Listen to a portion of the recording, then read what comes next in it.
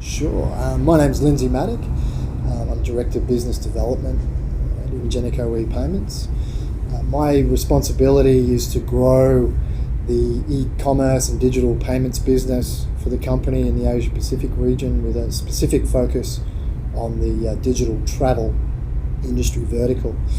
Ingenico ePayments is the digital and e-commerce arm of the Ingenico Group. We have been operating in the Asia Pacific region now since 2008, and we really started working with some of the biggest travel clients globally when they were really in their infancy.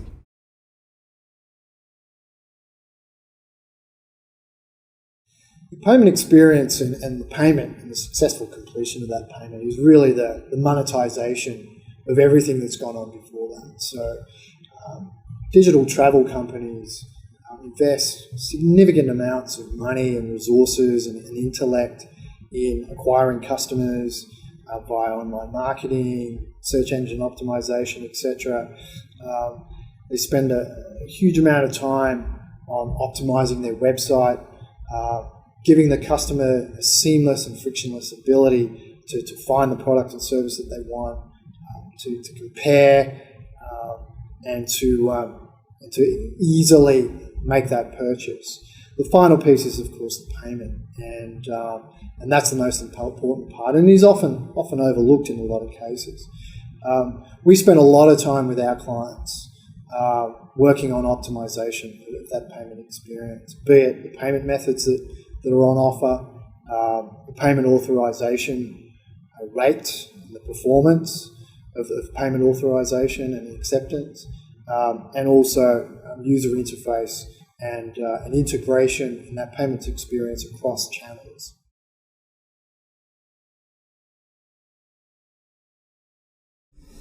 Firstly, and I think a lot of digital travel businesses do this anyway, and that's why they're successful, is put the customer at the centre of every decision that's made. That's often the case throughout the customer experience, from customer acquisition through to website or app optimization. But do that in the payments experience as well. Secondly, make sure that your payment service provider is giving you quality advice. So across all those facets that I mentioned previously, so across payment methods, how to increase your authorization rates, your conversion rates, how to minimize fraud, how to maximize sales while minimizing risk, how to use data analytics, etc., to really improve the overall strategic and tactical side of the business.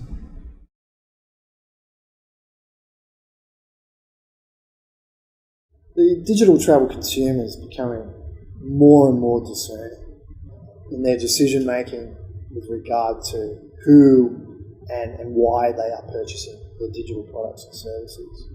So the payments experience really needs to be first class. From a perspective of, as I mentioned previously, which payment methods, what is the performance, processing performance. So as soon as a payment is declined, chances of that customer never coming back to that website are high. From a fraud perspective, fraud is becoming more and more of a challenge.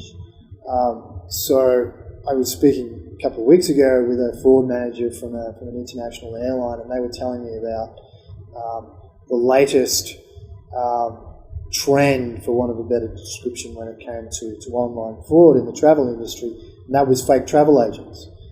And not only are they technically very savvy, but these fraudsters provided an outstanding level of service to the customers who were being defrauded. So for the industry, and certainly for us as a payment services provider, we need to be able to provide the right advice and the right solutions from both a payments and a fraud perspective.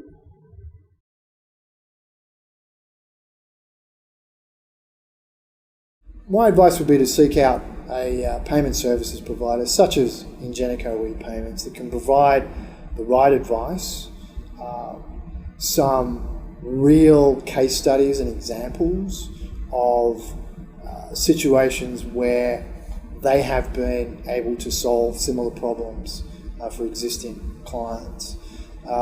And then a clear demonstration of how they can do that for the travel business.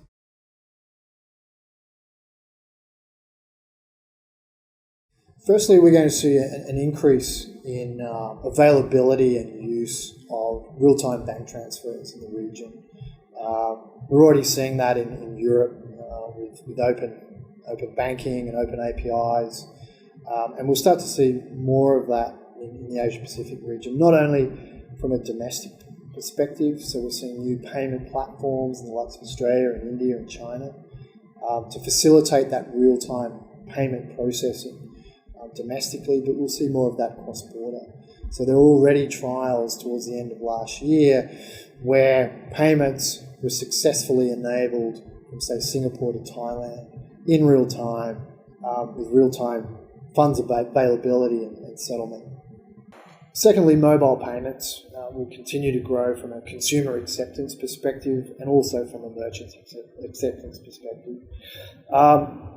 The enhancement and the growth in real-time and instant transfers, money transfers, be it domestic or cross-border, will help to fuel that. I think what's really interesting with mobile payments will be the competition. So the Apple Pays, the Google Pays, etc. The competition is going to be very intense. The value proposition for consumers is going to need to be exceptional, and it's going to be very interesting to watch the outcomes in the mobile payments and mobile wallet space. Social commerce, and lastly, is really one to watch. So, given the use of messaging applications throughout the region, so the likes of Facebook Messenger in the Philippines, obviously WeChat in China, Line in Thailand and Japan, social commerce or messaging app commerce, I think, is going to be a real growth area and really one to watch. So we're doing a lot of work in that space with regard to adding payment functionality into messaging apps and chatbots, etc.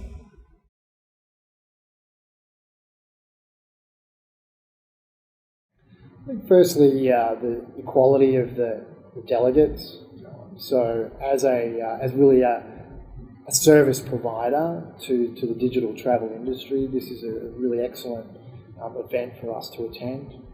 As decision makers, the right people are here from our perspective.